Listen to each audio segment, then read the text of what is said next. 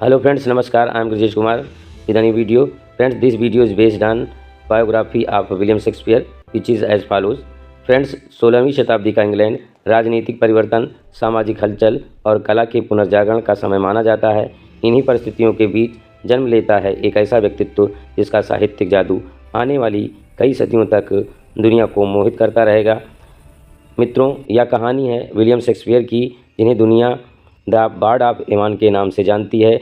उनकी लेखनी ने मानव मन की गहराइयों को जिस सुंदरता से छुआ, वह अंग्रेजी साहित्य ही नहीं, विश्व साहित्य में भी अद्वितीय है। मित्रों, विलियम शेक्सपियर का जन्म 23 अप्रैल 1564 को इंग्लैंड के एक छोटे लेकिन महत्वपूर्ण नगर स्ट्रेटफोर्ड अपॉन एवान में हुआ। उनके पिता जॉन शेक्सपियर एक सफल व्यापारी थे, जिनके पास लकड़ी का व्यापार, चमड़े का काम और विभिन्न सामाजिक पद भी थे। माता मैरी आर्डेन एक सम्मानित परिवार से थीं। वह स्नेहशील, धार्मिक और परिवार के प्रति समर्पित महिला थीं। शेक्सपियर 8 बच्चों में से तीसरे नंबर पर थे। बचपन में विलियम ने गांव की गलियों में खेलते खेलते अपने पिता के कार्यशाला में काम होते देखते देखते और माँ की कहानियाँ सुनते सुनते भाषा और कल्पना की दुनिया की ओर रुझान विकसित किया। उनकी पढ़ाई किंग्स न्यू स्कूल में हुई, जहां उन्होंने लैटिन, व्याकरण, रोमन साहित्य, इतिहास और कविता का गहन अध्ययन कराया गया। यहीं से उनकी भाषाई नींव इतनी मजबूत हुई कि आगे चलकर उन्होंने अंग्रेजी साहित्य में अनगिनत नए शब्द और मुहावरे जोड़े। मित्रों, 16 वर्ष की आयु में उनके पिता की आर्थिक स्थिति कमज़ोर होने लगी। इससे विलियम को उच्च शिक्षा का अवसर नहीं मिल पाया, लेकिन इसी दौरान उनके भीतर कला और साहित्य का बीज पनप चुका था। सिर्फ 18 वर्ष की उम्र में उन्होंने एनी हैथवे से विवाह किया, जो उनसे 8 वर्ष बड़ी थीं। शादी के कुछ समय बाद उनके 3 बच्चे हुए, सुजाना और 2 जुड़वा बच्चे हैमलेट और जूडिथ हुए। इन वर्षों के बारे में कोई ऐतिहासिक प्रमाण स्पष्ट नहीं मिलता है। यह अवधि लॉस्ट ईयर्स के नाम से जानी जाती है, मानो शेक्सपियर इतिहास के पन्नों से अचानक गायब हो गए हों। संभव है कि इसी दौरान उन्होंने अभिनय, कविता और संगीत का अनुभव लिया हो। यात्राओं की हो या किसी नाट्य मंडली से जुड़ी हों। मित्रों, 1580 के दशक के अंत में शेक्सपियर लंदन पहुँचे। लंदन उस समय इंग्लैंड की सांस्कृतिक राजधानी हुआ करती थी। भीड़ भाड़ वाली गलियाँ, शोरगुल वाले बाजार, व्यापार, राजनीति और कला का संगम हुआ करता था। इसी शहर में उभर रहे थे आधुनिक थिएटर। शेक्सपियर ने लॉर्ड चैम्बरलेन्स मेन नामक नाट्य मंडली के अभिनेता और लेखक के रूप में काम करना शुरू किया। मित्रों, थिएटरों में काम करते हुए उन्होंने अभिनय, संवाद, मंच सज्जा और दर्शकों की रुचि को समझा। धीरे धीरे उनकी लेखनी सबका ध्यान खींचने लगी। उनकी प्रतिभा देखकर मंडली ने उन्हें प्रमुख नाटककार बना दिया। यहीं से शुरू हुआ वह साहित्यिक सफ़र, जिसने उन्हें इतिहास के सबसे महान लेखक के रूप में स्थापित किया। मित्रों, शेक्सपियर ने 154 सॉनेट, 2 लंबी कथात्मक कविताएं और लगभग 38 नाटक लिखे। उनके नाटकों को 3 भागों में बांटा जाता है। पहला भाग हास्य नाटक, जिसको कॉमेडी इंग्लिश में कहते हैं। दूसरा इतिहास नाटक, जिसको हिस्टोरिकल प्ले कहते हैं। तीसरा शोकांत नाटक, जिसको ट्रेजेडीज कहा जाता है। हास्य नाटक, इनमें प्रेम, गलतफहमियाँ, हास्यप्रद घटनाएँ और सुखद अंत होते हैं।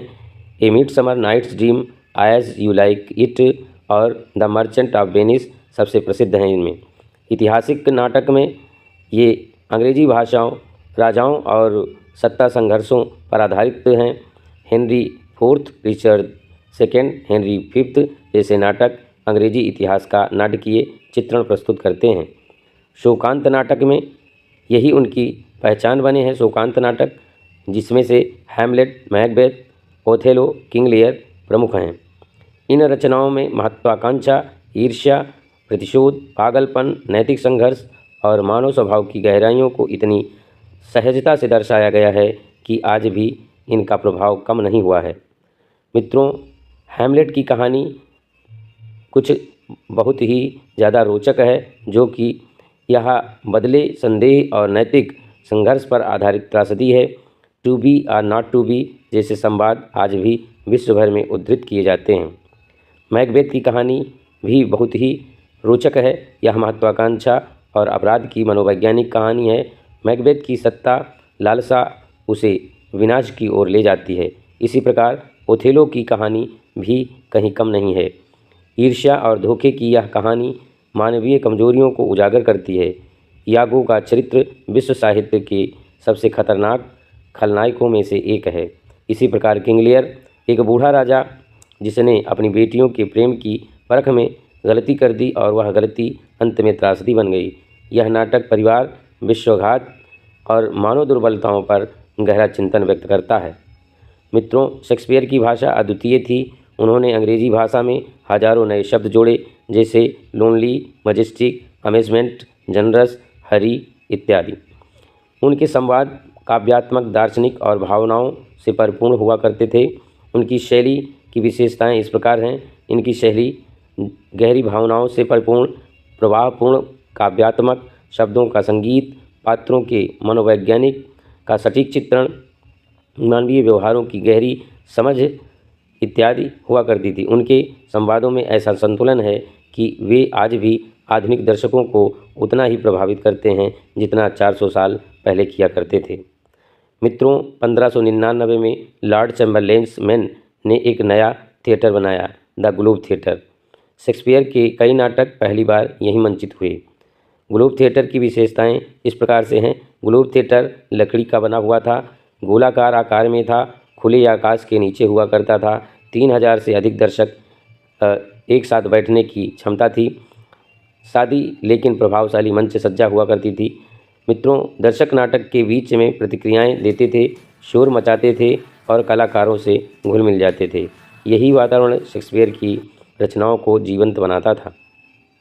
मित्रों, 1610 के बाद शेक्सपियर ने लंदन छोड़ दिया और स्ट्रेटफोर्ड लौट आए। उन्होंने अपना शेष जीवन शांतिपूर्वक परिवार के साथ बिताया।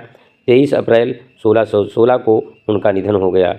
महज 52 वर्ष की उम्र में साहित्य का यह महान सितारा अस्त हो गया, लेकिन उनकी कृतियाँ जीवित रहीं और आगे भी जीवित रहेंगी। मित्रों, उनकी मृत्यु के 7 वर्ष बाद 1623 में उनके मित्रों हेमिंग्स और कॉन्डेल ने उनकी रचनाओं का पहला संग्रह फर्स्ट फोलियो प्रकाशित किया।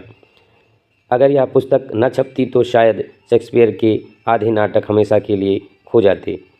आज शेक्सपियर की रचनाएं मंच नाटकों, फिल्मों, टीवी सीरीज, साहित्य, शिक्षा, कविता, संगीत, विश्व संस्कृत हर जगह मौजूद हैं।